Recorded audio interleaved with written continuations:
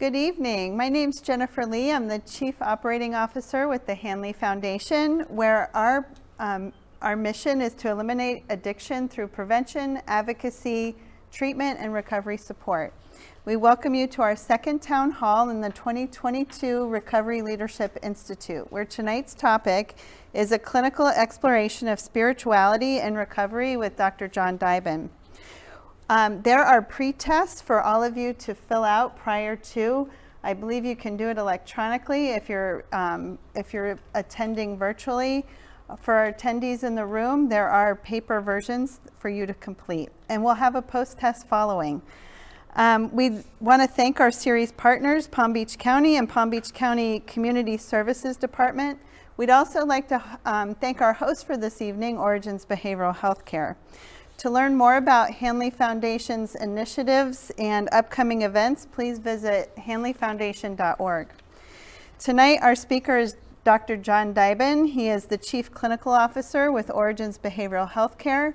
He has multiple years of experience in this industry, and we look forward to hearing his presentation. Thank you.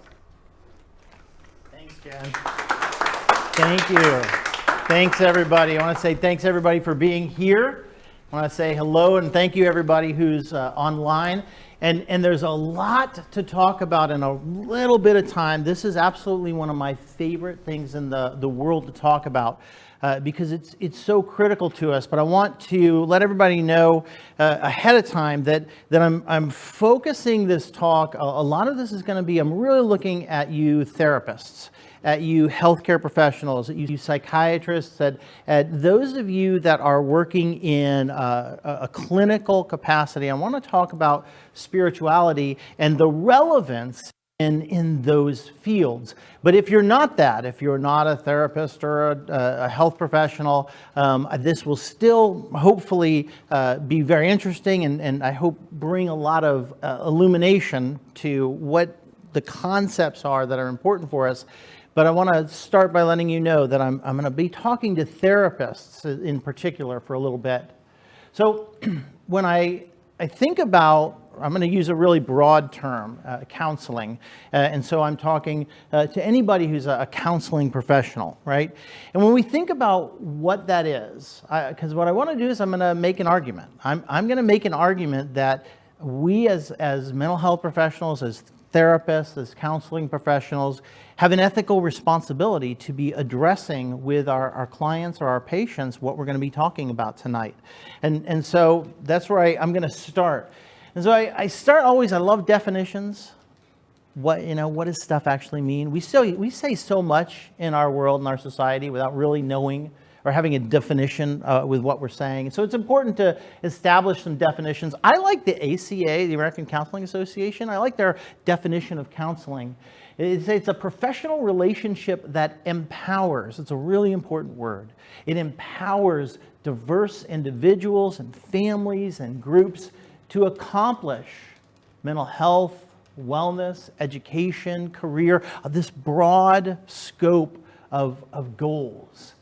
And so defining counseling as an empowering relationship, well, this empowering relationship exists within a structure. And so regardless of if you're a counseling professional, if you're an LCSW, or if you're an addictions professional, or if you're whatever it is, there's ethical principles that we all live by. There's just talking about a couple of them. One is that one ethical principle that drives our practice, that creates structure for what we do, is the principle of autonomy, right? So that means that the counselor, the health professional, the mental health professional, we have a duty to maximize people's ability to make their own decisions.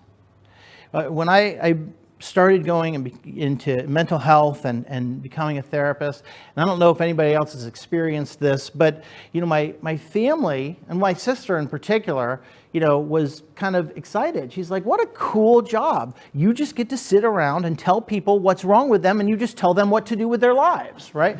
The idea a lot of times is that a therapist or a counselor is someone who tells you what to do or who forms you into them, and the opposite is true, right? We actually have a duty not to make you be who I want you to be, but to help empower you to be the best you.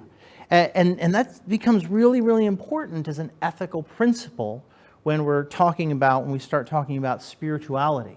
When we start talking about anything, but especially when we start talking about spirituality and other issues that are really deeply personal to us. Another ethical principle, and we're only going to talk about these two, but it is beneficence.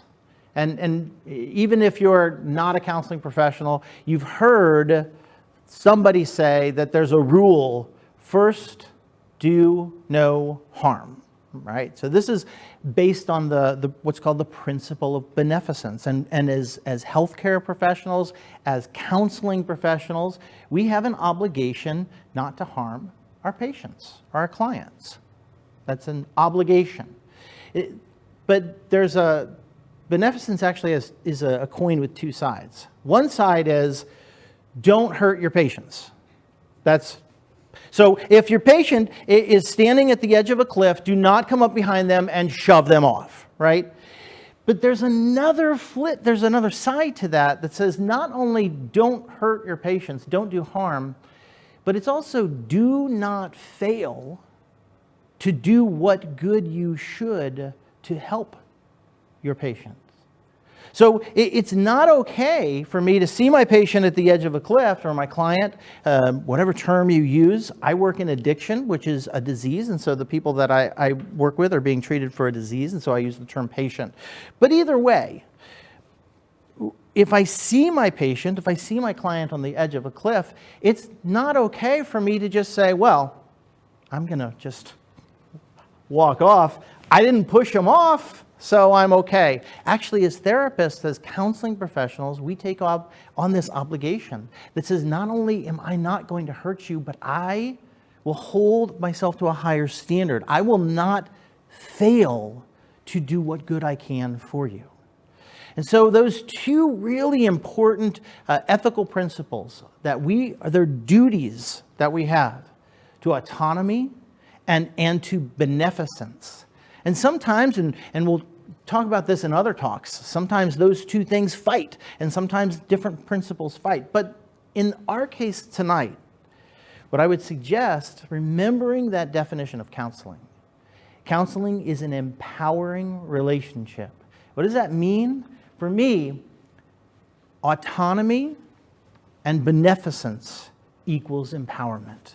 When we say, I am going to do for you, I'm going to I will not fail to do what good I can for you, and not so that I can make you who I want you to be, but so that I can help you become the you that you want to be, that I can help you get the barriers to your growth out of the way.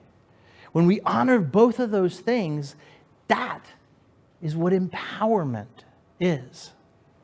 So what does all this have to do with spirituality? One of the things that is always interesting to me is how health professionals, really how any professional, how teachers, how health professionals, how others deal with the issue of, or even respond to when I mention talking to patients or working with patients about in the domain of spirituality. And there is a sense a lot of times that that's not what I do. And I'm going to argue that that's not true. One of my favorite ideas is this: empowering people to recover from conditions that impact multiple areas of their life. So I work in addiction. Addiction is a disease that affects people physically. It affects people psychologically. It affects their family relationships. It affects them vocationally. It affects them spiritually, which we'll define in a minute. But I would say that I work with a disease that affects multiple domains of people's lives. Most of us, no matter what your specialty is, most of us work with something like that affect a lot of domains in their lives. And so it logically, if we're going to have that beneficence, if we're going to say we hold ourselves to the standard, then it logically follows that if I'm working with a disease that affects multiple areas of your life, that we're going to deal with multiple areas of your life. And we're going to address all of the areas that are affected, that are impacted. They're one of my favorite studies. I've been told recently that I win the top nerd award, which actually, when I was a kid would have been an insult, but now even in 2022, like that's a real compliment. But I love research and I love how it informs. And one of my favorite pieces of research was published in 2014. It was the study by von Humboldt and others. And what they did is they had thousands of people who were older adults. And they started them off at 55, and they looked at folks who were transitioning in their lives and changing. And they asked them, they had them take a lot of different surveys and ask them a lot of different questions. And what they wanted to see is this: what impacts, as we age, as we go into the next stage of life called older adulthood, what really impacts how well a person is doing overall? So they gave them all these assessments, and they could look and they could see in multiple domains. How is this person's physical health? How's their emotional health? How are their relationships? And they looked at all the questions, and they said, are there any questions that really have a strong impact on whether or not people are doing well as they age? So stop, whether you're online, whether you're here, just stop for a second and think about yourself transitioning into older adulthood. Let's retire. Everybody, we're going to retire. I know everybody's going, yes, yeah. Talk to some people who retired. They will not tell you yes, right? But let's pretend we're right there. And it's retirement means that we're going to transition, that we are transitioning to something. What do you think for you would be the most important thing that would determine your overall well-being?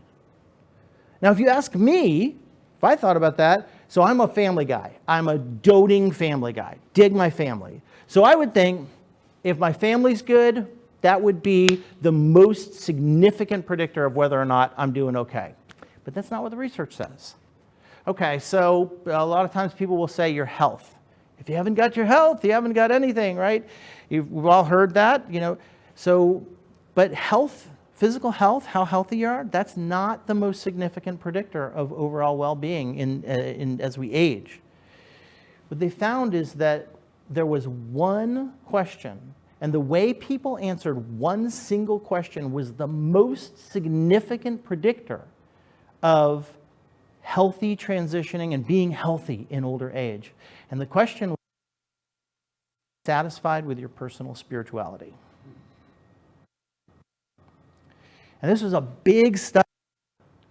And that there are many, many, many other studies that back that up and that give that make very, very clear that how we answer that question, am I satisfied with my personal spirituality, affects us in every other area. And so to me, knowing that's true says to me that I have an ethical obligation to address this domain of spirituality with my patients, with my clients.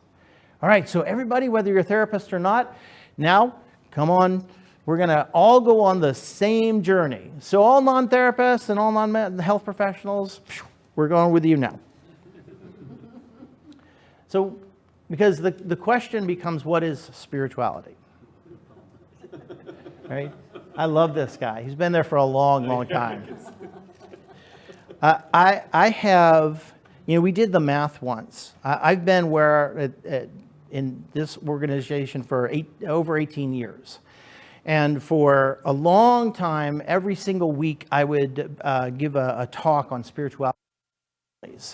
And so we did the math, and I've probably asked about 10,000 people in my career this question: what is spirituality? What do you think it is? And when I started asking this question 18 years ago, it's very, very different than the answers that a group of people will typically give today. So 18 years ago, people would very, very commonly, religion, if they hear the word spirituality, they would equate it with religion. Very common idea. God, morals. People would say, spirituality is it's a feeling, some kind of feeling. They would say it has something to do with prayer. Some people would say it has to do with contact with nature. Now, some people would say, it's just different for everyone. It's this nebulous thing that you can't define. And some people would say spirituality is something that other people get and other people understand, but I don't get that. Some people would say it's literally something for other people. And then you got some people who are like, it's just for hippies, right? This is spirituality is like the weirdos. But in reality, defining spirituality in a way, in a context that makes sense as a clinician, but that also makes sense for me as a human being, what I find is that it's difficult for most of us to do. And so today, when I ask people, if I ask a group in a room, what is spirituality? Religion, actually, people have this consciousness that there's a difference between religion and spirituality. In 2022, there people don't right away go to religion, right? They know there's a difference. But then if you say, what is the difference? That's what's really hard to define. And so the definition of spirituality first starts with going back to the root word. So the first thing I'm going to say is that spirituality is something that's very different from religion. And that's important because sometimes people think I'm a professional and it's not appropriate for me to be addressing religion with my patient, and that will cross lines and cross boundaries. And what I'm telling you is that though they are not opposed, they are not the same thing. And here's the difference. So if we all went around, so I could tell you that I have a religion, I am a religious guy, and I have my practice, and it's very different from when I was a kid, and I don't actually even think of myself as a religious person, but I do religious stuff, and it's very different. And I could tell you all about my journey and how I got to this place, and then we could all go around. Question being, tell us about your religion. And some people would say, yes, I have a religion, and it's this, and here's my story. Some people would say, I used to have a religion, but I gave that up. I walked away from that, not interested. Some people would say, you know what, I've never really had one, but I'm interested in that one.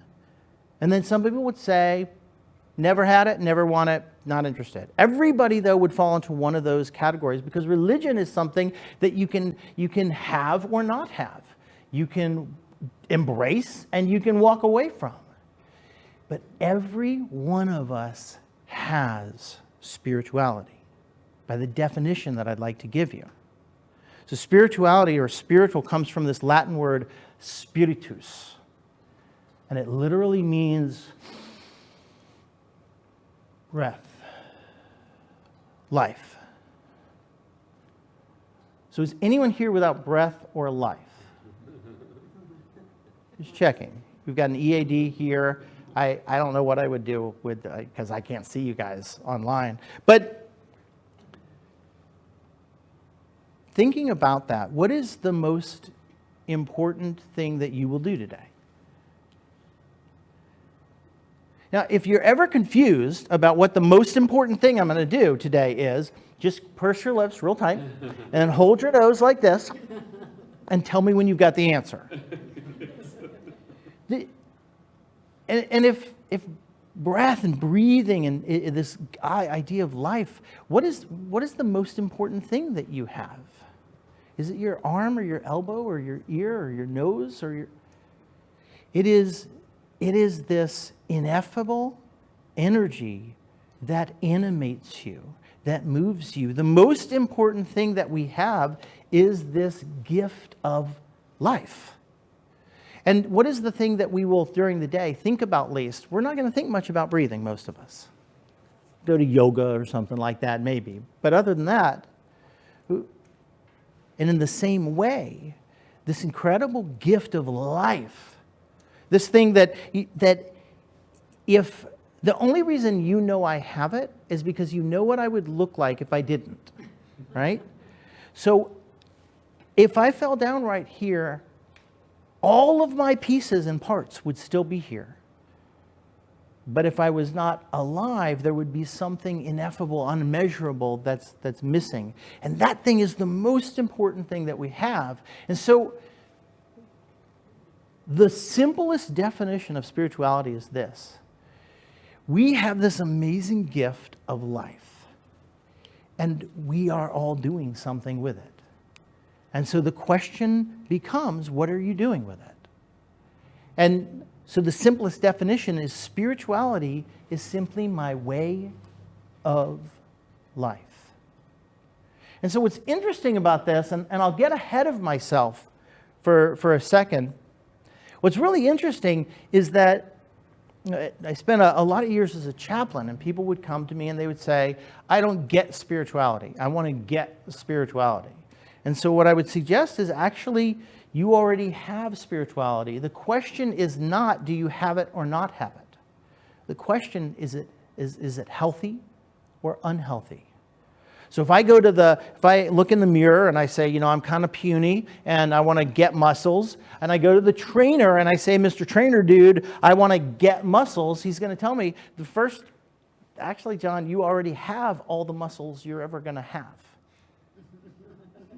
That's it. Like if you see someone all jacked up and you're like, man, I wish I had those muscles. You do. We all have the same muscles. They don't have more muscles than me. They're just healthier. And I know there's some way saying, or on steroids, but come on, just, stay with the point, right? But if I go work out and my muscles will get healthier, and our spirituality is the same way. So the question becomes, how can I determine if my spirituality is healthy or unhealthy? So let me give an expanded definition. Here's our full definition. Spirituality is my way of life, reflected in my thinking, in my speaking, in my actions, and in the quality of relationships that I have with other people, that I have with myself, and that I have with all of life around me. And to this day, I have yet to find a religion or a philosophy or a culture that this did not make sense for. So when someone comes to me and they say, I want to talk about my spirituality, I'm not going to ask you how many times you go to church or synagogue, or I'm not going to ask you about your theology. The question's going to be things like, is there alignment in what you say, in what you think, and in what you do? This is a very old Native American tradition, that when my thinking and my speaking and my actions are in alignment, I am moving towards spiritual health. And when they are disaligned, and I ask patients, especially who have experienced addiction, when you're in active addiction, how aligned is what you think and what you say and what you do? And even without addiction, when we are not doing well, there is this disalignment. And the other thing is this idea of quality of relationships. And here's my selling point. Here's what I'm selling. World Health Organization, in 1948, came up with this definition of health. They said health is a state of complete physical and mental and social well-being, and not merely the absence of disease or infirmity. It's not just not being sick, but it's actually being actively well. And so when I think about physical health, what characterizes physical health? Well, we think of things like good nutrition, exercise, rest when you need it, paying attention to your physical needs. And then what do we say is physically unhealthy? When I am obviously not getting, when I'm eating the 6 bags of chips and the, box of donuts, when I'm living a sedentary lifestyle. We hear about that all the time. When I have a lack of rest, when I just ignore my needs. This is physical health and physically unhealthy. Well, and then when I do have disease, what about spiritual health? So spiritual health, I'm just going to push this button because I like it easier. Spiritual health is about being connected to life. Spiritual health is about being connected in my relationship with other people, connected in relationship to myself. And hopefully therapists and counselors are starting to, you can begin to make these connections with clinical work. And also connected to all of life around me, whether that is nature, whether that is an idea of God or a power greater than yourself. And an unhealthy spirituality is just about being disconnected. It's about lacking awareness. It's about, rather than a celebration of life, a denigration of life. And so the movement is thinking about this definition. The question of healthy spirituality is one that we can all visit ourselves now. And I can say, not am I good or bad, not am I going to heaven or hell or Sheol or Valhalla, not does God or whatever like me or not. Here's the questions. Is there alignment in what I say and what I think and what I do? And when I think about my relationships with others, my relationships with all of life, and my relationship with myself, is there connection or is there disconnect? And so, working in the spiritual domain then is all about helping others to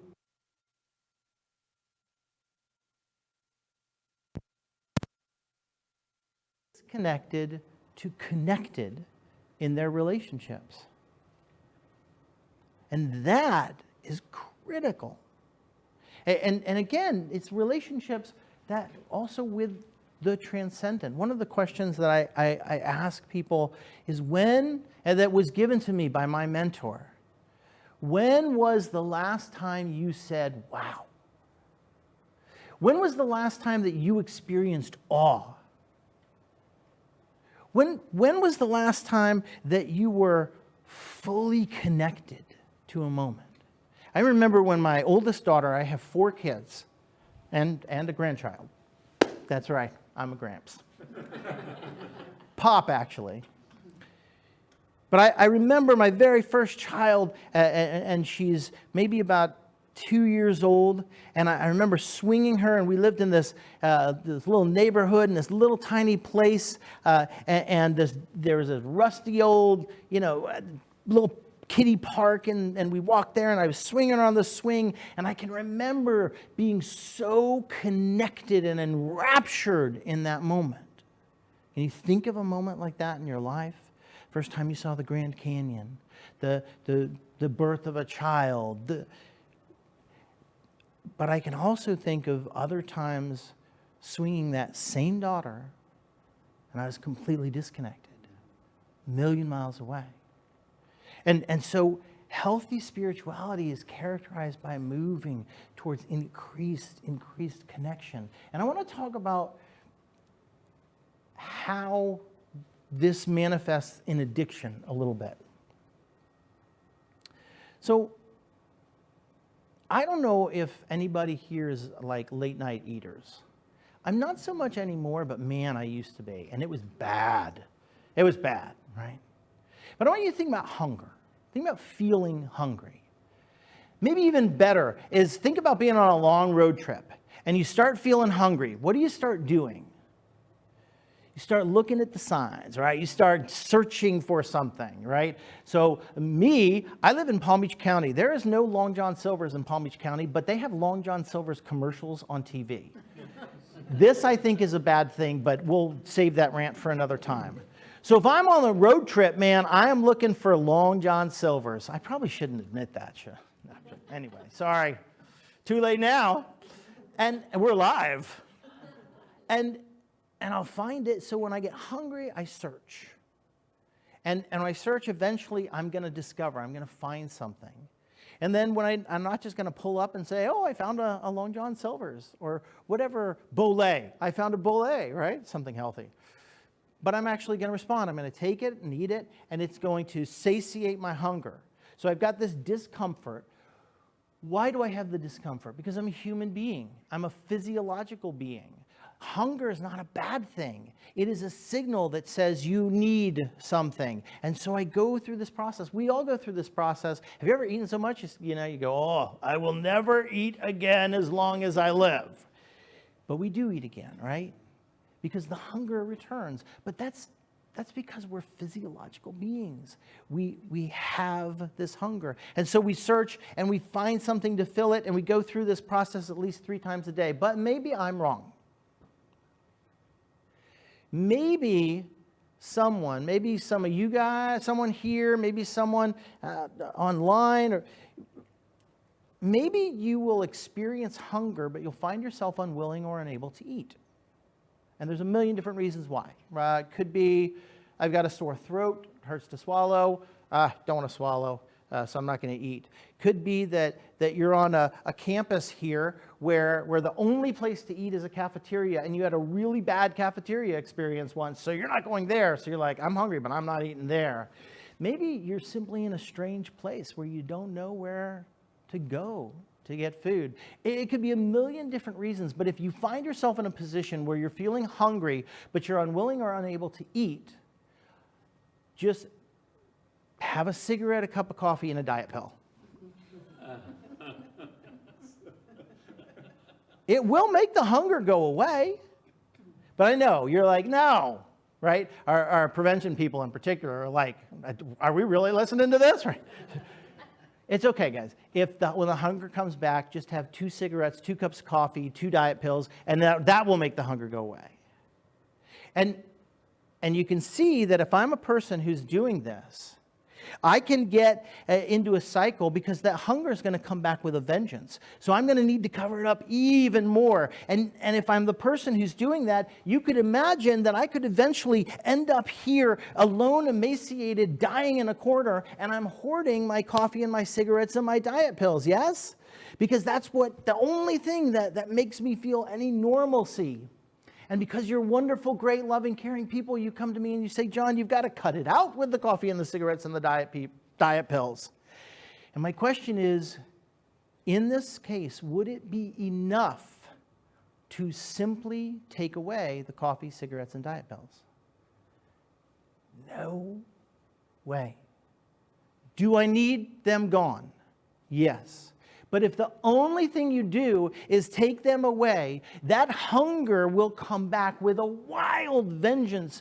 And no matter how much I love you, no matter how smart I am, no matter how moral I am, I will run you down for the coffee and the cigarettes and the diet pills. And all of this because we are physiological beings that experience hunger and we need nutrition. Go back to the definition of spirituality. And what I suggest is that we are also, when I say that we are spiritual beings, it means that we have this gift of life. And what I'm selling is this. In the same way that you cannot get away from physiological hunger that has your need for nutrition, human beings need to be connected to life. And my experience is that we don't disconnect from life because we're stupid or because we're broken or because we're evil. We tend to disconnect from life because it friggin' hurts. Maybe I don't want to connect to myself because I don't like what's inside here. Maybe I don't want to connect to you because people hurt. Maybe I definitely don't want to connect to everything in the world because the world is awful. But for whatever reason, once we begin to disconnect, we will experience this physical, this spiritual hunger. And we will either find a healthy way to fulfill it, or we will find ways to push down, to medicate, to anesthetize the hunger. And so when Jung talked about addiction, he was the first person to talk about addiction being a spiritual condition. And this is what he was talking about. That it is, and even today, what are you hearing? Top neuroscientists, people are talking about, and they're saying addiction is about disconnection. We're hearing it more and more and more, and this is the spiritual picture of it. So, at the end of the day,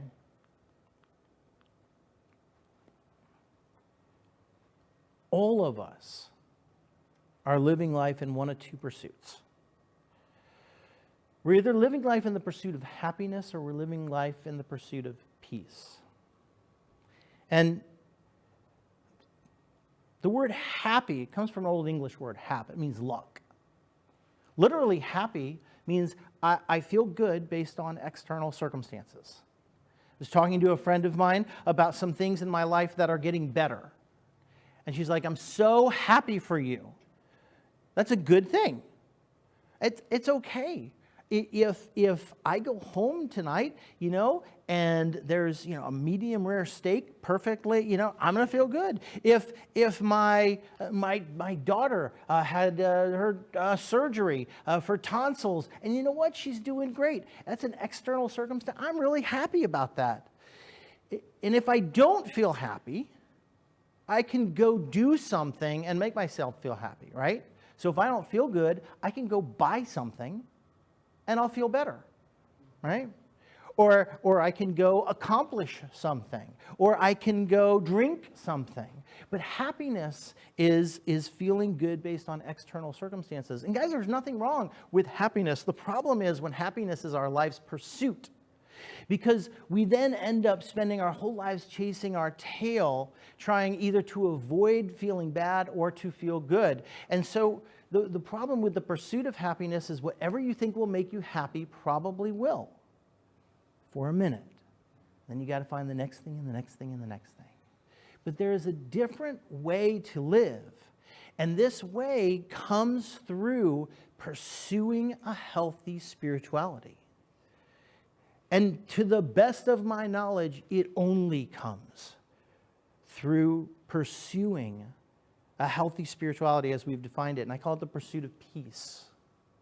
And peace, my best definition of peace, I wish I had like fancy Latin words or something like that, but none of them are all great for me.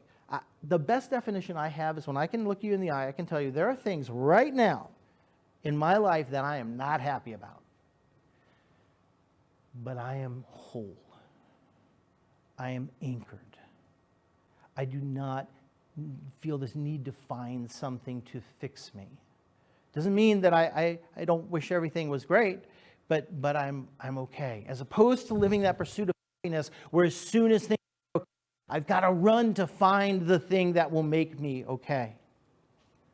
And so the promise of this process of having a healthy spirituality is that it leads to a way of life that is pursuing peace, that is pursuing wholeness, rather than the chasing of the tail that we live with so much.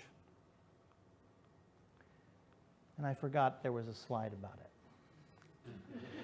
So I'm going to close with talking to the clinicians again.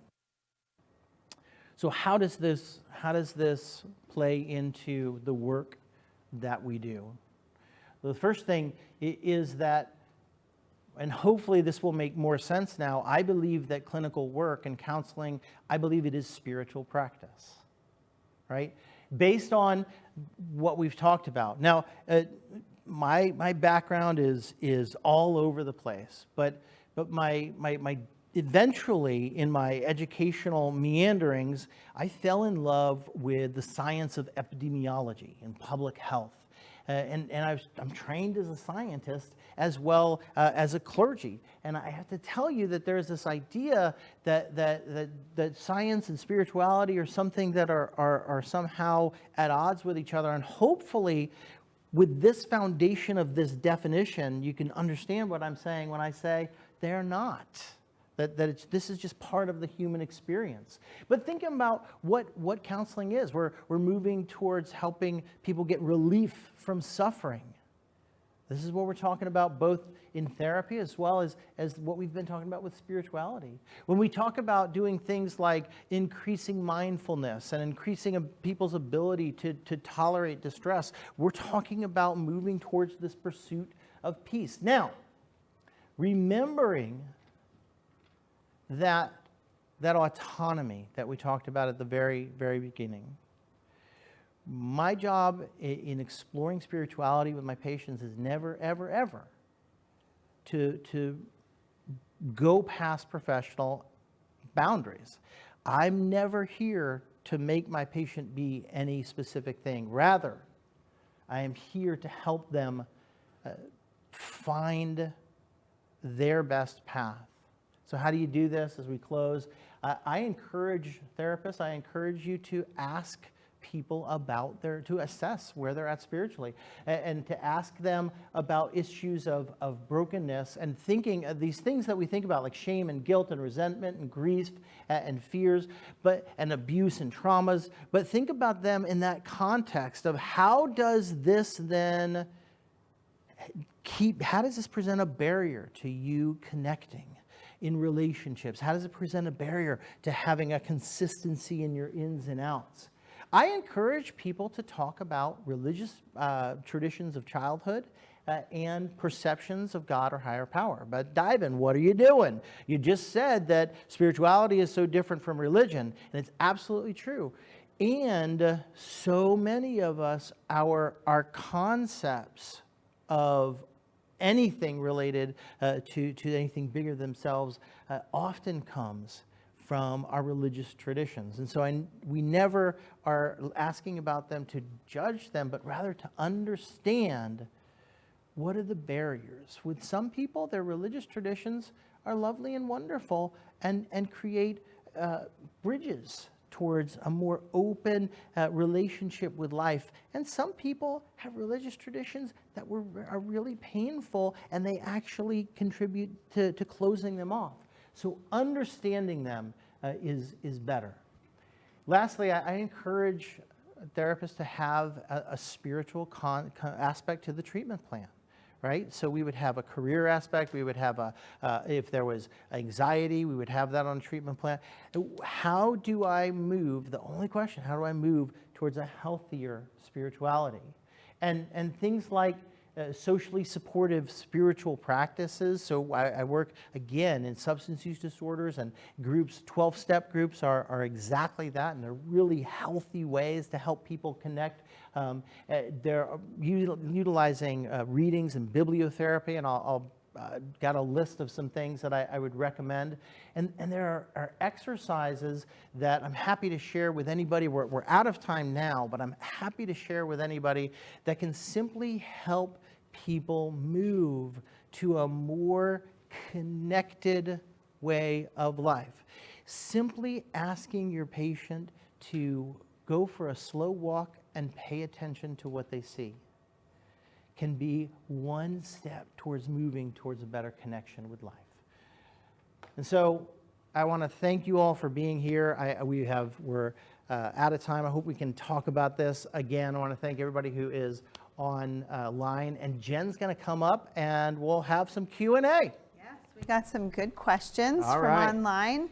I first want to open it up to people here if there are any questions that you may have for Dr. Dyben. It's kind of I'm asking you for your personal opinion, Mm-hmm. but it's also based on a lot of professional experience, obviously. But when we talked about how if you're hungry, you're not gonna take cigarette, coffee, and diet pills, right? But if you're gonna remove those things, you're gonna replace them with something else. That's right. In that same sense, when we're trying to show people that they need to exercise their spiritual condition, do you think that it's kind of a two-part question? Do you think that we as a culture are too quick to get them medicated? Mm. And do you think, I think like candy, are blocking people off from their spirits? So, Oh, go ahead. I was yeah, going to say. so the question is, we medicate and then things. Do we sometimes maybe medicate too quickly, and do those medications really have any usefulness, or do they end up blocking us off? And the answer is yes, yes, no, no. Because this is why I love actually having these conversations with prescribers, with psychiatrists, with people because what I find is there is a mindset. I used to have this mindset, right? That first of all, we in our nation take a lot of drugs. I mean, and legal prescribed drugs. And sometimes those things save people's lives. And sometimes I think, sure, there are times where they cut people off, where they numb people out. And what I would say is that sometimes I will have a picture of the evil psychiatrist who just wants to keep everybody drugged. But I have to tell you, I haven't met a whole lot of them. What I generally find is prescribers and docs and such, especially psychiatrists, the ones that I have met, 9 out of 10, really got into this because they care about and they want to help people. So I would never make a blanket answer, because sometimes meds save lives and sometimes they do cut people off. But what I would say is that this is a really good conversation to have, and I've had this with many prescribers and docs who will say, you know what, maybe I will slow this one down here, and maybe we'll, in fact, had a physician who specifically kind of changed her practice a little bit and slowed some things down because she, as the doc, felt like she was going too fast. So it's, like I said, it's yes, yes, no, no. But my encouragement as a professional, and this is to all the professionals, is that we have a duty to be talking to others about this, and to be talking to the docs and the prescribers about this as well, not as if we're going to tell them, because I didn't go to med school, right? But sharing what I see and the results and the experience is the best thing I think we can do. I hope that answers that. It does. Really well. It was Thanks. a great question. Yeah. Any other questions? I would just say I really appreciated how you referenced patient versus client, because a lot of people, whether it's the stigma or the lack of empathy around addiction, it really makes you see somebody in a different light. Right? I think it is really important. So when I do marriage and family therapy, they're my clients, right? These are people who are kind of working out there. But when I'm dealing with an individual who has a disease, an addiction is a disease. That person, the definition of a patient is an individual seeking medical treatment for a health condition. That's the definition. And so I thank you. Yeah, big fan of that. Any other questions? Okay. And some of this I feel like you touched on, but I think they're looking for more examples. Is there any interventions that we can use with clients or patients to empower them to find their own definition of spirituality? Oh, yeah, absolutely. And that one question, so asking questions like, when was the last time you said, wow?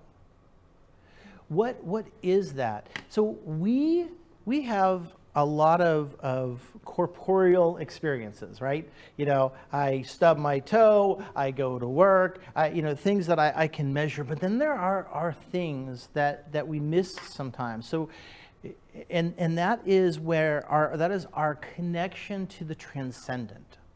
And so as a therapist, somebody will say, I don't get any of this.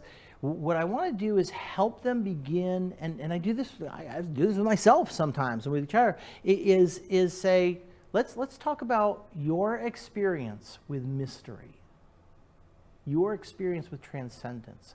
You were saying you went and you saw the sunrise at the beach. What was that like? Do you feel that in your belly? It was magic. Oh, magic. There is something that you connected to that was bigger than yourself. So often we are just numb to the grandness of what we're connected to. And so asking those questions is a really important way. This exercise, and I ask people to go for a walk. I ask them to walk as slowly as they can and to pay attention. And here's the deal, especially if they're stubborn, I say use that stubbornness, right?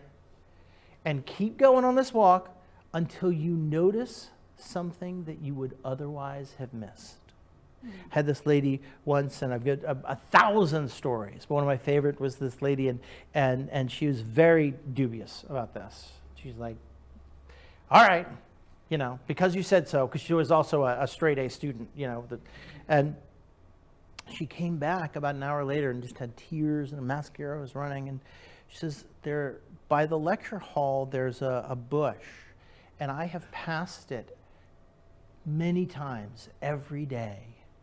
And I'm walking, and I was probably mumbling to myself about this stupid thing that you've got me doing, and I'm walking slow. But I took a minute with that bush, and then I noticed that there was a nest in there with baby birds. Oh. And I was just blown away by these baby birds, and she loves nature. And she says, I walked past, and I walked past. But when I made a point to pay attention, to connect, I found this. And it's little things like that. See, here's the deal. Life is made up of moments. And every moment counts. And if I, as a therapist, or as a friend, or as a dad, if I can help someone really experience beauty in a moment, then I've made a difference. For those who want, I love talking to people about this. I don't know if we can, I'm fine with my email address, okay. Going out to folks. I am happy to talk about, I actually have tons of exercises, happy to help and send some more specifics out. We can make sure we get your contact information out here.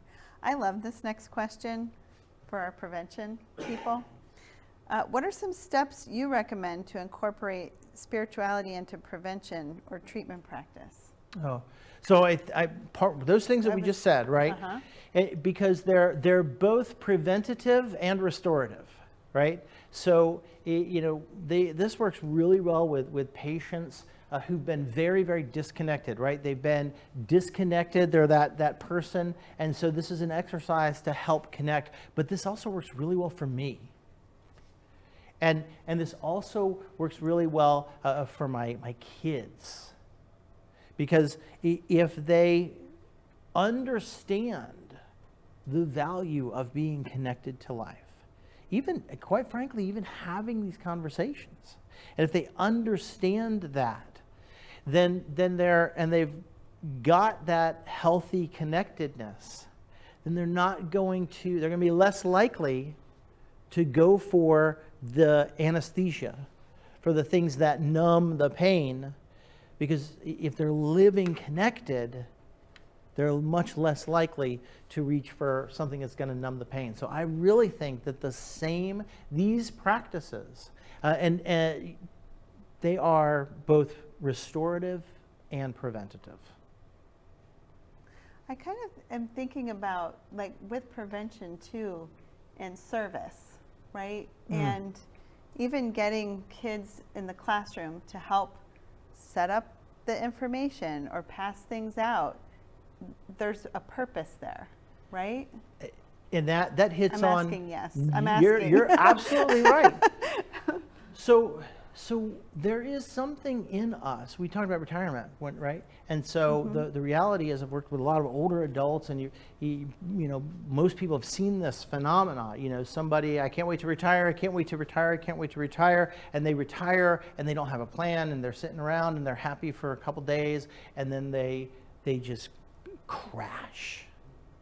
And why is that? Well, in the same way that we are just human beings need to be connected, we also need to have purpose. It's a fundamental human need. And there's nothing woo-woo about that. That's just a reality. And so when you help kids, especially, have, you know, it's funny that you talk about that, because I thought when I was, you know, that giving my kids chores, you know, I wasn't sure I was going to be a parent who gave my kids chores. I thought maybe I can just do it. And what I found was that they wanted the sense of purpose, the sense of belonging. And when you don't have that, something's wrong, and you tend to disconnect from self. So it's all related, and service is an extremely, we could have a whole night on just service. Right on. Last question from the online people, and again, similar. To help our patients improve their spirituality, what's one or two things we encourage them to do today to get started? Again, it's very similar. And they all came in at the same time. So very. So, and I'll say this. I'll put in a plug. So I've studied religion and philosophy and psychology and anthropology. I studied out the yin yang, but the best. Because what you're going to do with me is not just take away the coffee and the cigarettes and the diet pill. You're going to teach me about nutrition, right? You're going to teach me to have healthy nutrition. And the best recipe that I've ever seen for healthy spiritual nutrition is found in the 12 steps of Alcoholics Anonymous. And I say this as a person who did not encounter or discover this being a person afflicted with alcoholism and going to the room, but as a person who was struggling with spiritual disconnect. And so the principles, and maybe we'll have another one of these and just go through these principles and what it looks like.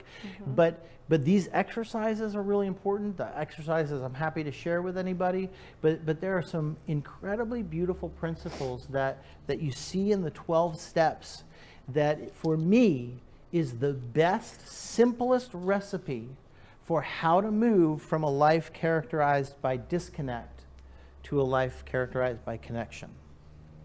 excellent. Thank you. You're welcome. Any other questions? Okay, there are post-tests. We ask that you complete them. We thank you for attending our second town hall discussion for the 2022 Recovery Leadership Institute series. We are thrilled to have your participation. We have 14 new recorded webinars on our website, so please visit. It is in the chat if you're online. We hope to hear your thoughts and comments, so please check the chat box and your email for our survey link. And thank you again.